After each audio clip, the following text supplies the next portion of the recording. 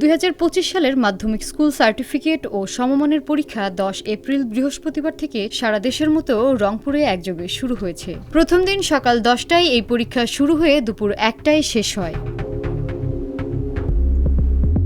রংপুর জেলায় এবছর এসএসসি, দাখিল, ভোকেশনাল সহ সমমানের পরীক্ষায় 41,978 জন পরীক্ষার্থী অংশ নিয়েছেন। প্রথম দিন বাংলা প্রথম পত্রের পরীক্ষায় অংশ নেন পরীক্ষার্থীরা। পরীক্ষার নির্দিষ্ট দিনগুলোতে সকাল 10টা থেকে দুপুর 1টা পর্যন্ত তাত্ত্বীয় পরীক্ষা অনুষ্ঠিত হবে। সকাল 11:30টায় রংপুর জিলা স্কুল পরীক্ষা কেন্দ্রে পরিদর্শন করেন জেলা প্রশাসক রবিউল ফয়সাল।